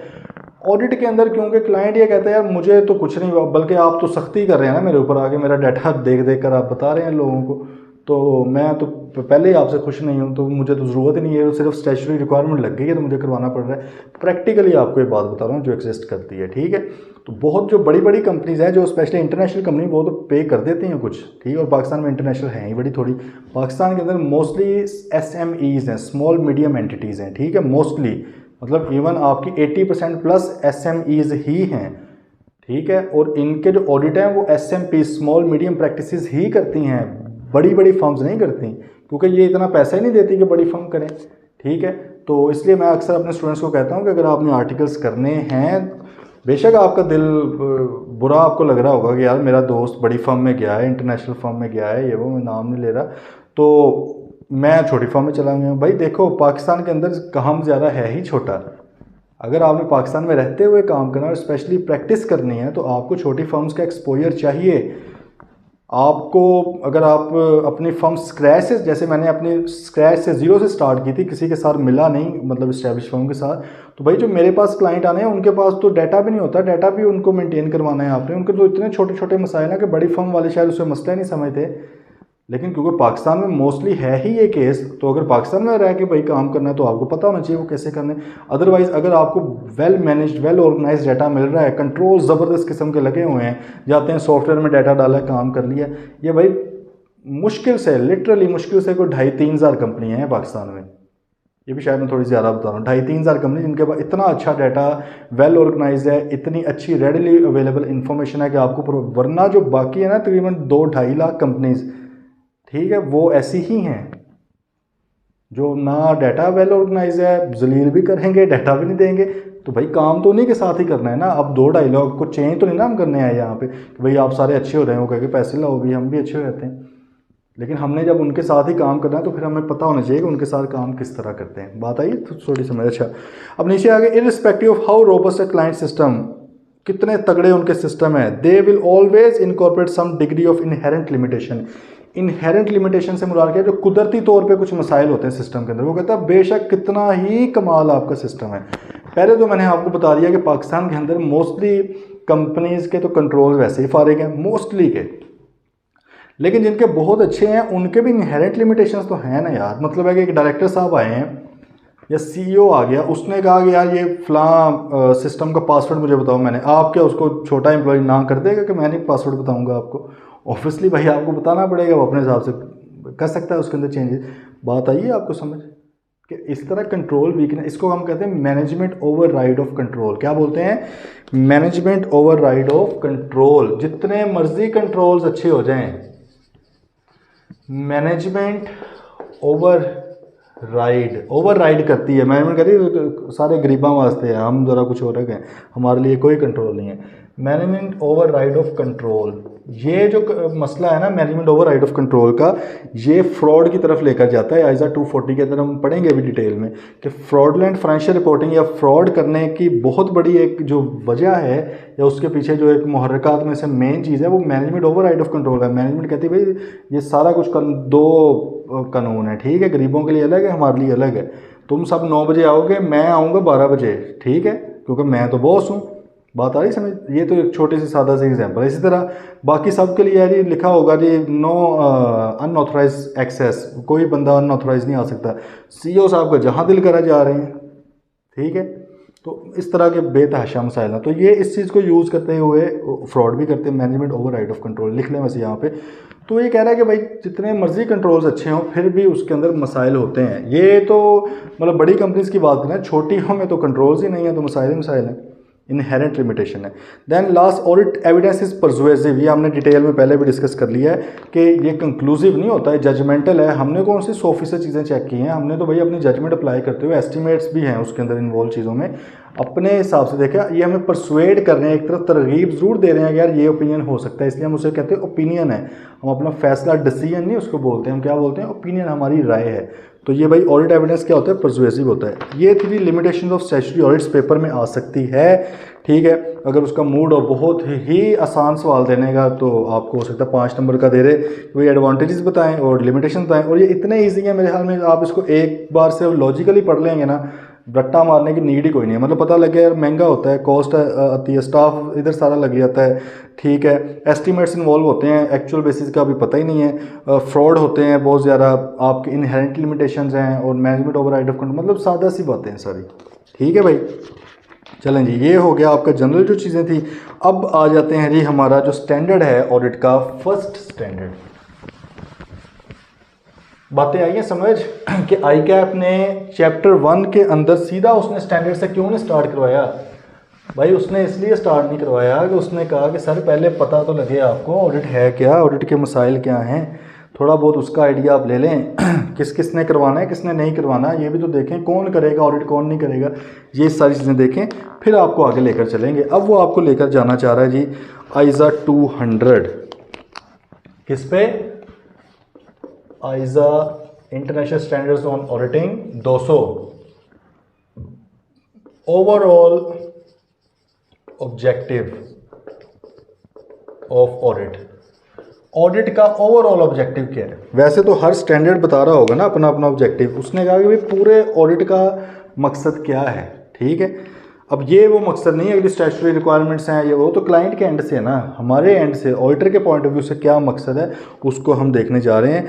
उसने कहा कि overall objectives of the independent auditor and the conduct of an audit in accordance with the ISAs, इसकी बात की जाएगी। मतलब यहाँ पे वो बेसिकली आपको गाइड कर रहा होगा आपका मकसद क्या है और आपने क्या अगले जो आइजाज हैं उनको फॉलो करना है कि नहीं करना, तो ये सारी बातें होंगी, ठीक है। चलिए जी, ऑब्जेक्टिव आ गया। उसने कहा भाई ऑब्जेक्टिव हमारा ये है टू ऑब्टेन रीजनेबल एश्योरेंस। मकसद हमारा क्या है ऑडिट के अंदर? टू ऑब्टेन रीजनेबल एश्योरेंस, ये आपको वर्ड्स का पता है इसलिए उसने पहले सारे बताए हैं। About whether the FS as a whole, completely as a whole are free from material misstatement, material misstatement से वो फ्री हैं, वेदर ड्यू टू फ्रॉड और एरर। मटीरियल मिसस्टेटमेंट जब भी वर्ड आएगा आपने साथ ये इम्प्लाइड है या चाहे बोल लें, अभी वैसे बोला करें साथ ताकि आपके माइंड में बैठ जाए चीज़। जैसे मैंने आपको कहा कि जब भी एविडेंस वर्ड आए आपने कहना सफिशिएंट अप्रोप्रिएट ऑडिट एविडेंस, यही वर्ड बोलना है आपने। जब भी मटीरियल मिसस्टेटमेंट आए आपने साथ लिखना है वेदर ड्यू टू फ्रॉड और एरर, चाहे वो मटीरियल मिसस्टेटमेंट फ्रॉड की वजह से हुई हो चाहे एरर की वजह से हुई हो, है वो मटीरियल मिसस्टेटमेंट ही। ठीक है, अच्छा जी। अब उसने कहा कि भाई हमारा मकसद है रीजनेबल एश्योरेंस लेना कि फाइनेंशियल स्टेटमेंट्स मटीरियल मिसस्टेटमेंट से फ्री हैं। ठीक है, उसमें कोई मटीरियल मिसस्टेटमेंट नहीं है। Thereby enabling the auditor to express an opinion, फिर हम एक ओपिनियन अपना देते हैं on whether the FS are prepared in all material respects. Material देखिए बार बार मटीरियल बात कर रहा है, इसका मतलब है कि इमटीरियल 2-2, 5-5, 10-10 रुपए के ऊपर नहीं हमने बातें करनी, हमने अपने क्लाइंट के हवाले से देखना, जो मटीरियल है उसके ऊपर बात करेंगे। ठीक है, in accordance with the AFRF। और दूसरा हमारा ऑब्जेक्टिव क्या है, to report on the FS and communicate as required by ISAs. ISAs जिस तरह रिक्वायर करते हैं, आइजा देखें हर चीज़ के ऊपर डिफरेंट स्टैंडर्ड हैं, तो रिपोर्ट के ऊपर एज रिक्वायर्ड बाय आइजाज में क्या आ जाता है आपका 700 सीरीज, उसमें रिपोर्ट की बातें हैं। अब दोबारा बात समझें इसकी ऑब्जेक्टिव, वो आपको ये कहना चाह रहा है कि भाई आइजा 200 ये कहता है कि आपका ऑडिटर का जो ऑब्जेक्टिव है ओवरऑल ऑडिट का, वो ये है कि आपने ये रीज़नेबल एश्योरेंस लेनी है कि कहीं फाइनेंशियल स्टेटमेंट्स के अंदर कोई मटीरियल मिस स्टेटमेंट तो नहीं है, चाहे वो फ्रॉड वाली हो चाहे वो एरर वाली हो। ठीक है, और इसके ऊपर आपने अपना एक ओपिनियन देना एक रिपोर्ट की सूरत में, जो कि रिपोर्ट क्या बनी होगी, आइजाज के मुताबिक ही बनाई जाएगी, जो कि आप लोगों के सामने है, अनमोडिफाइड सादा वाली रिपोर्ट। ठीक है, कि उसके आपकी क्या फाइनेंशियल स्टेटमेंट मटीरियल रिस्पेक्ट में मटीरियली वो ठीक है या नहीं है, ये आपका सिंपल सा ऑब्जेक्टिव है जो हमें ऑलरेडी पता था। ओके हो गया। अब आ जाइए आइजा 200 रिक्वायर्स, ऊपर तो बात आई थी ना, ऑब्जेक्टिव हमारा मकसद ये है कि हम भाई एक रीजनेबल एश्योरेंस लेकर ऑडिट रिपोर्ट देना चाह रहे हैं, ये हमारा मकसद था, ऑब्जेक्टिव था। अब रिक्वायर करना किस तरह है, आइजा 200 हमसे क्या चाहता है, सारा कुछ नहीं इधर बता रहा है कि आपने क्या क्या करना, फिर अगले स्टैंडर्ड्स का क्या फ़ायदा, यहाँ पर आपको जनरल बात बताएगा। उसने कहा कि भाई ए ऑडिटर है मेरे प्यारे auditor, comply with all ISAs relevant to audit. आगे जितने भी आप आइजाज पढ़ेंगे जो आपके ऑडिट के हवाले से रेलेवेंट हैं, आपने उनको कंप्लाई करना है, फॉलो करना है। आपने 210 को फॉलो करना है एविडेंस के बारे में, आपने 220 को फॉलो करना है क्वालिटी के बारे में, आपने 230 को ऑडिट डॉक्यूमेंटेशन के हवाले से फॉलो, आपने 240 को फ्रॉड के हवाले से, 250 को कम्युनिकेशन विद दोषा विद गवर्नेंस के हवाले से, 265 को, 300 को, आपका 15 को, 320 को, 330 को, ये मैं आपको सिर्फ बता रहा हूँ इस तरह कि भाई ये सारे 1 बाय 1 डिफरेंट चीज़ों के ऊपर लगते हैं। तो ये आपको कह रहा है कि भाई आपने जितने भी आगे स्टैंडर्ड्स हैं, जो कि मैंने फर्स्ट डे पे आपको बताया था, तकरीबन आपके 24 के करीब जो हैं वो स्टैंडर्ड्स हैं, आपने उन तमाम को फॉलो करना है। अच्छा, ये 24 जो इसमें हैं आपके सिलेबस में, वैसे तकरीबन ये आई बिलीव 42-43 बनते हैं। ठीक है, तो सब को फॉलो करना है आपने। ओके जी, अब आगे आ जाए। फिर वो कहता है जी आप है मेरे प्यारे auditor, comply with relevant ethical requirements, आपकी जो एथिकल रिक्वायरमेंट्स हैं, अब एथिक्स की बात भी हमने पहले की हुई है। ठीक है, ये अब मुकरना नहीं है, नहीं की थी, क्योंकि फिर मसला ये है कि आपने सुना नहीं है, मुझे सारा याद है कि मैंने कहाँ पे करके लिखा था। मेरी अल्लाह का शुक्र है मेमोरी थोड़ी सी इस लिहाज से शार्प है, मुझे पता है मैंने इधर करके बात बताई थी कि आपके ऊपर एथिक्स की अगर बात की जाए तो ISQC, ठीक है, या अब वो आइजा 220 हो गया, आइजा 220 भी अप्लाई होगा, उसके अंदर भी एथिक्स की बातें हैं, और ICAP का कोड ऑफ एथिक्स है, उसमें भी एथिक्स की बातें हैं। आप अपनी ऑडिट रिपोर्ट खोल के देखें जो आपको मैंने भेजी हुई है, उसके अंदर भी हम ये लिखते हैं कि हम जो हैं ICAP के कोड ऑफ एथिक्स के मुताबिक इंडिपेंडेंट हैं और एथिकली हमने किया है सारा काम। ठीक है, तो ये भी आपसे यही कह रहा है कि भाई मैंने नहीं अपने अंदर लिखे हुए, आइजा 200 के अंदर नहीं लिखे हुए एथिक्स। बात आ रही है समझ? जैसे अभी ऊपर उसने क्या किया, तमाम आइजाज को फॉलो करना, तमाम आइजा तो नहीं ना लिखे हुए आइजा 200 के अंदर, लेकिन उसने आपको एक गाइडलाइन दे रही कि भाईजान आगे जो पढ़ने जा रहे हैं सबको फॉलो करना। इस तरह वो अब इधर भी बता रहा है कि एथिकल रिक्वायरमेंट्स जो ICAP की हैं या जो आपके आइजा 220 के अंदर भी आती हैं, क्वालिटी कंट्रोल के अंदर भी आती है, आपने उन सबको फॉलो करना है। ओके जी, तीसरे नंबर पर वो आपसे ये अर्ज़ कर रहा है, क्या है मेरे प्यारे auditor, plan and perform an audit with professional scepticism. Please professional scepticism apply करें, अल्लाह का वास्ता है, जो मैं आप लोगों से भी रिक्वेस्ट करता हूँ, क्वेश्चनिंग माइंड, हर चीज़ के अंदर क्वेश्चन करने का एलिमेंट लेकर आएँ, रटी रटाई चीज़ के ऊपर ना जाएँ प्लीज़। कंपटीशन इतना है दुनिया में, आपको खा जाएगी दुनिया कसम से। स्केप्टिसिज्म अप्लाई करें, क्वेश्चनिंग माइंड, हर वक्त एक हो के यार ये अगर बात है तो क्यों की गई है, बात तो देखें ना इसके ऊपर। अगर पढ़ रहे हैं तो टीचर से पूछें, अदरवाइज इस लेवल पे आप लोग तो गूगल पे भी कर सकते हैं, वो भी आप देखें। गूगल बाबा नोज एवरीथिंग, ठीक है, वहाँ पे जाकर देखें, यूट्यूब के ऊपर देखें, मतलब किसी भी फील्ड के बारे में, अकाउंटिंग हो, टैक्स हो, लॉ हो, आपका ये है ऑडिट है, स्केप्टिसिज्म। तो यहाँ पे वो ये ऑडिटर को कह रहा है कि भाईजान स्केप्टिसिज्म अप्लाई करनी है। क्लाइंट जो भी चीज़ दे रहा है उसको मिनो अन तस्लीम नहीं कर लेना कि ठीक है, और ना ही हर चीज़ को गलत कही जाना है। स्केप्टिकल अप्रोच वो ऑब्वियसली वक्त के साथ साथ आती है, ठीक है। मतलब अगर मैं कहूँगा मेरे अंदर एक अप्रोच है, एक बंदा 20 साल जिसको ऑडिट के हो गए हैं, ऑडिट बड़ा ज़रूरी है अगर प्रैक्टिस के, ठीक है। अब उनकी जो अप्रोच है वो ऑब्वियसली मेरे से कई गुना बेहतर होगी, उनका एक्सपीरियंस बहुत होगा चीज़ों का, कि भाई वो शायद शक्ल देख के पहचान लेके बंदा झूठ बोल रहा है कि नहीं। हमारा अभी वो नहीं, हमारे सिर्फ नीचे जूनियर है, उनका शायद उतना भी नहीं है जो हमारा है। तो ये वक्त के साथ साथ with the passage of time, ये ऑब्वियसली एक अंडरस्टैंडिंग की चीज़ें हैं ना, लेकिन आपने प्रोफेशनल स्केप्टिसिज्म अप्लाई करनी है, ओके। देन क्योंकि देखें ये स्टैंडर्ड्स आपको स्टूडेंट समझ कर नहीं बनाए गए, ये आपको ऑडिटर समझ कर बनाए गए हैं, तो ऑडिटर से वो एक्सपेक्ट कर सकता है। चौथे नंबर पे वो कह रहा है एक्सरसाइज प्रोफेशनल जजमेंट। अच्छा, अब ऊपर थी प्रोफेशनल स्केप्टिसिज्म, अब नीचे आ गया प्रोफेशनल जजमेंट। वैसे दोनों की डेफिनेशन भी आपको बताई हुई है। अगर हम प्रोफेशनल स्केप्टिसिज्म की डेफिनेशन नीचे देख लें तो उसने क्या कहा, एन एटीट्यूड, एक एटीट्यूड है, मतलब कोई ये नहीं है कि कोई चीज़ लिखी हुई है वो बोलनी है या वो मंत्र पढ़ने है, एक एटीट्यूड है, माइंडसेट की बात हो रही है। प्रोफेशनल स्केप्टिसिज्म क्या है, एक माइंडसेट है that includes a questioning mind, being alert to conditions which may indicate possible misstatement due to fraud और error and a critical assessment of audit evidence. भाई हर वक्त थोड़ा होशियार हो, क्वेश्चनिंग माइंड, क्वेश्चन करो, हर चीज़ को पूछो उसका जवाब क्या है, क्यों वो चीज़ हुई है, ठीक है। ये नहीं कि इग्नोर करते जाएं चीज़ों को। फिर एविडेंस आपके पास आता है, उसमें देखो यार कोई मटेरियल मिसस्टेटमेंट तो नहीं है, ये तो नहीं है कि एविडेंस ही ख़राब है, रिलायबल ही नहीं है, क्योंकि हमने कहा हुआ है कि our evidence must be sufficient and appropriate. चीज़ें लिंक्ड हैं, मैं भागने नहीं दूंगा इस तरह। हमने कहा कि सफिशेंट भी होना चाहिए क्वांटिटी वाइज, और अप्रोप्रिएट में इधर करके लिखा था। अप्रोप्रिएट में दो चीज़ें हैं, रेलेवेंस और लाइबिलिटी, ठीक है। रेलेवेंस भी होनी चाहिए चीज़ की, रेलेवेंट हो चीज़ आपके, फिर भी वो आपके काम का है, अदरवाइज नहीं है। और रिलायबल भी हो, अगर वो चीज़ रिलायबल ही नहीं है एविडेंस, आपको फेक एविडेंस, तो भाई मैंने उसको सर में मारना है, क्योंकि हम तो कह रहे हैं सफिशिएंट एंड अप्रोप्रिएट होना चाहिए, इसलिए उसने कहा कि क्वेश्चनिंग माइंड रखना है। अच्छा, अब वो नीचे एग्जांपल दे रहा प्रोफेशनल स्केप्टिसिज्म की, कि audit evidence that contradicts other audit evidence. मतलब है कि एक जगह पे कुछ और बात है, दूसरी जगह पे कुछ और है, तो भाई फ़ौरन दिमाग की बत्ती जलाओ कि एक ही हो रहा है, वो सही है, ए सही है, दोनों पता लगे दोनों ही गलत हैं, ठीक है। या information that bring into question the reliability of documents, reliability of document, ऊपर साइन गलत से लग रहे हैं आपको, आप कहते हैं कहीं और जगह पे कुछ और साइन है, इधर कुछ और है। कंपनी का लेटर हेड जिसके ऊपर कंपनी का नेम शेम लिखा होता है, पहले कुछ और था, इधर जाकर कुछ लेटर हेड चेंज हो, तो शक पड़ सकता है। जैसे मैंने कहा कि हम QCR करने गए, एग्जाम्पल दी थी ना आपको, अब उसमें वो गर्मा गर्म पेज लेकर आ गया, तो उधर ही पता लग गया कि भाई तो अब ताज़ा ताज़ा कोई प्रिंट हुआ है, पहले से तो नहीं है, ठीक है। तो स्केप्टिकल माइंड रखना है। देन कंडीशंस दैट में इंडिकेट पॉसिबिलिटी ऑफ फ्रॉड, इसी तरह आपको फ्रॉड की कोई कंडीशंस नजर आ सकती हैं। मिसाल के तौर पे कि आप ये कह सकते हैं कि लॉकर इन लगा हुआ, अंदर लाखों रुपया कैश पड़ा होता है, कोई लॉकर ही नहीं है, तो भाई फ्रॉड हो सकता है। स्केप्टिकल माइंड, वहाँ पर इंक्वायरीज करें, पता करें भाई ये क्या सीन है, क्यों रखा हुआ है इस तरह, ठीक है। पासवर्ड ही कोई नहीं लगा हुआ सिस्टम को, कोई भी आए कुछ भी कर दे। तो ये थोड़ा सा आपके स्केप्टिकल माइंड का था। प्रोफेशनल स्केप्टिसिज्म का एडवांटेजेस इसके क्या हैं? एडवांटेजेस ऑब्वियसली यही हैं कि इससे आपका रिस्क कम हो जाता है डिफरेंट चीज़ों का। एक तो ये ओवरलुकिंग अनयूजुअल ट्रांजैक्शन, आप आमतौर पे क्या करते हो, जो अनयूजुअल मतलब जो रूटीन की ट्रांजैक्शंस नहीं है वो नज़र में नहीं ना आती, क्योंकि आपने देखनी होती है एक ही तरह की चीज़ें। मिसाल के तौर पे आप अगर कहें कि आप लेजर देख रहे हो पेबल्स का, ठीक है। अब पेबल्स बैलेंसेस जो हैं वो बाय डिफ़ॉल्ट बाय नेचर क्या होने चाहिए, क्रेडिट होने चाहिए, उसका बैलेंस क्रेडिट होना चाहिए ना। अगर उनका बैलेंस डेबिट आ रहा है, ये नहीं है कि वो हर बार मसला ही होगा, लेकिन हो सकता है ना कि यार वो कोई गलत एंट्री हुई है।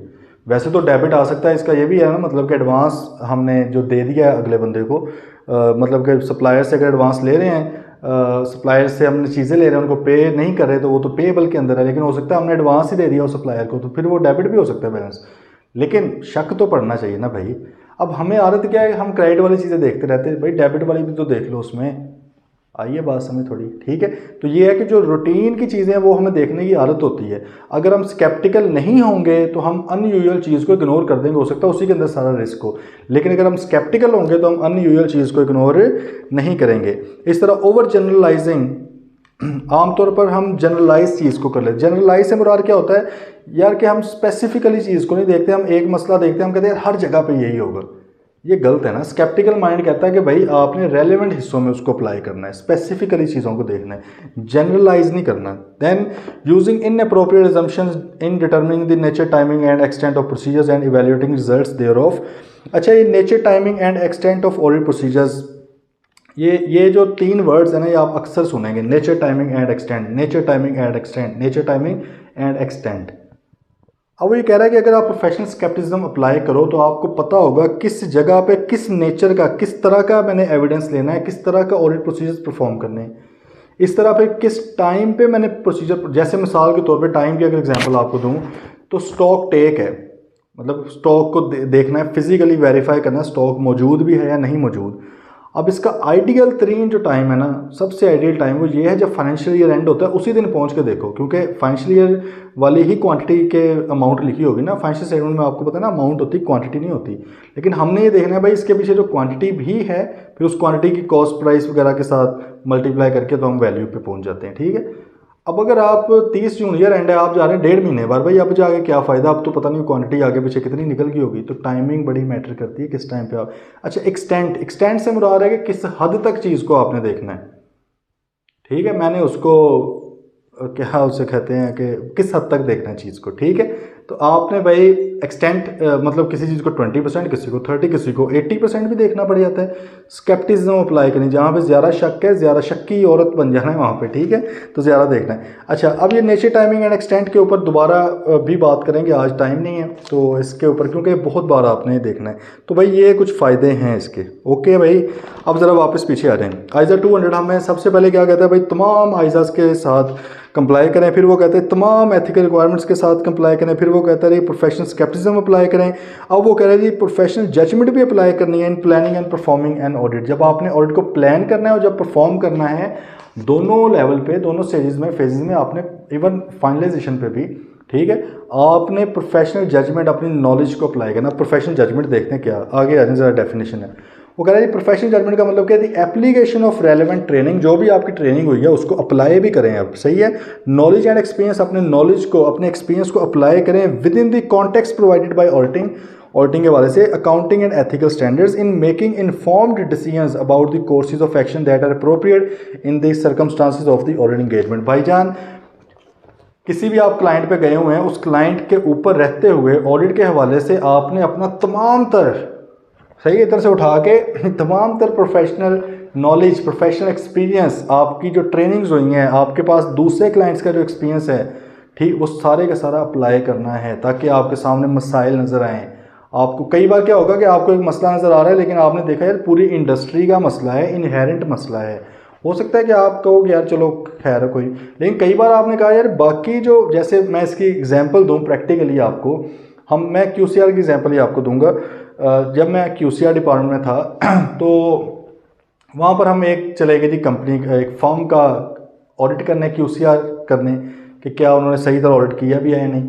हम वहाँ पर गए तो भाई उस वक्त ना ये जो शुगर माफिया का बड़ा चल रहा था, गवर्नमेंट ने उसके ऊपर रिपोर्ट भी पब्लिश कर दी और पहली बार, और फलां मसले हुए उसमें। अब पता क्या लग रहा था कि शुगर बहुत महंगी है।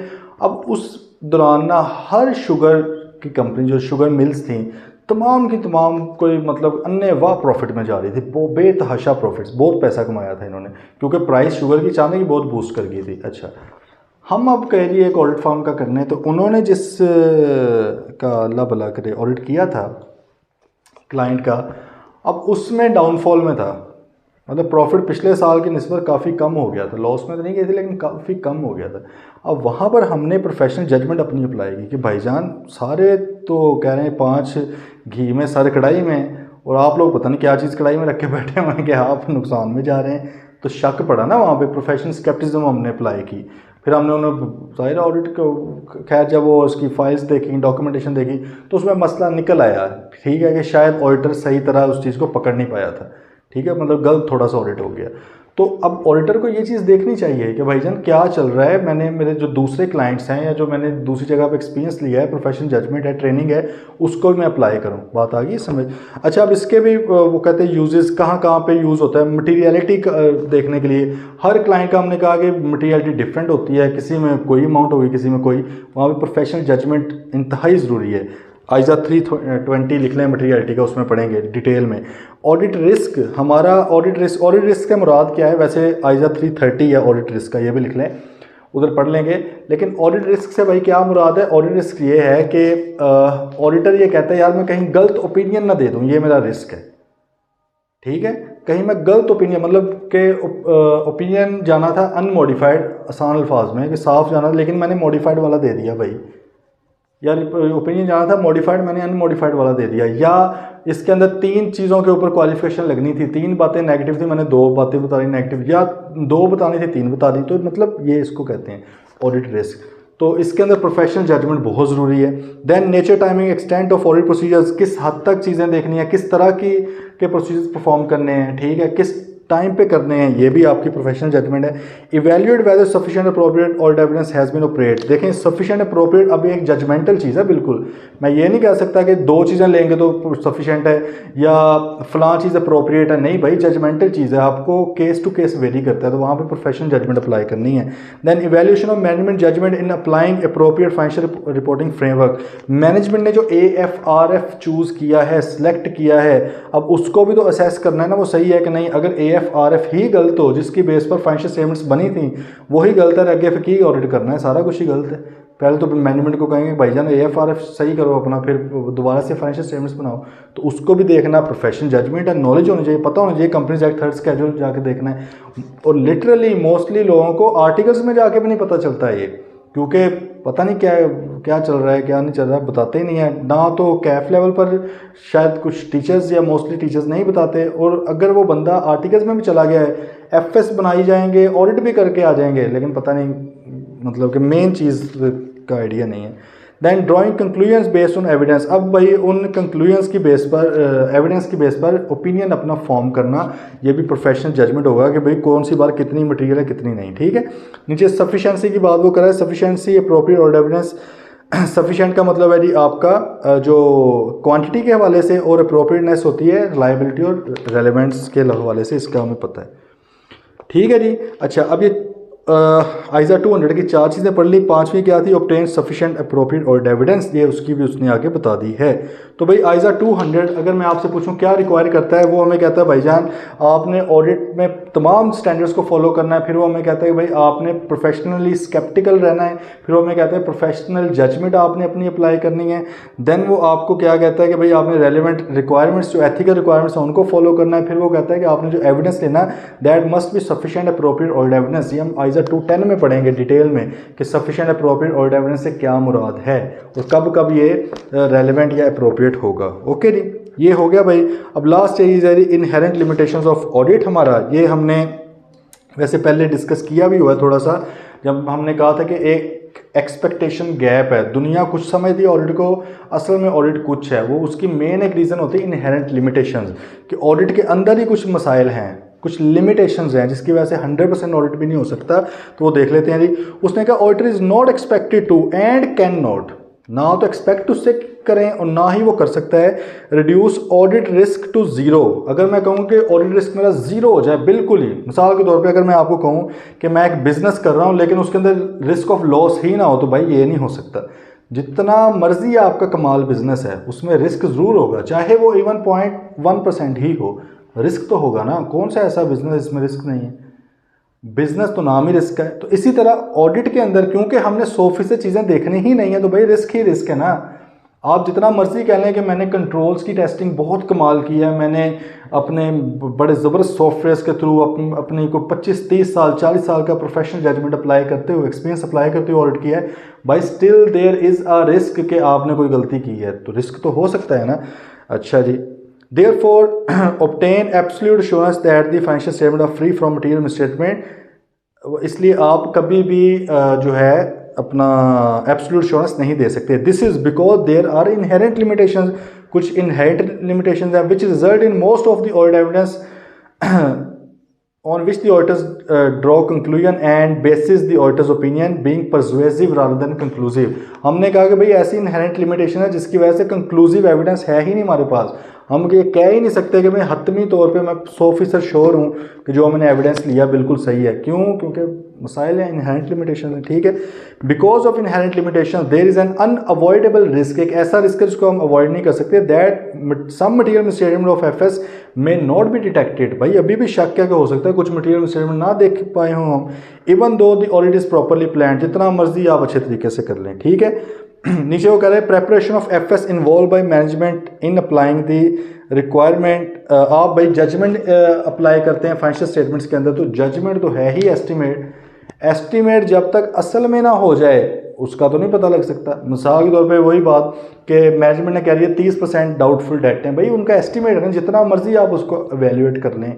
आप एवेल्यूएट क्या करेंगे, पिछले साल के उनके जजमेंट वो देख लेंगे एस्टिमेट्स के, वो कितना पूरा होते हैं। लेट से वो आ रहे हैं कोई 90-95% पूरा हो जाते हैं, मैनेजमेंट कह रही भाई हमें पूरा यकीन है इस बार ये आ रही, लेकिन जब तक असल में चीज़ नहीं होती तो आप 100% तो नहीं श्योर हो सकते। तो ये भी इनहेरेंट लिमिटेशन है। देन मतलब इनको ना नंबरिंग दे लें आप 1 2 3 4, ये 4 इनहेरेंट लिमिटेशंस आपको बता रहे हैं।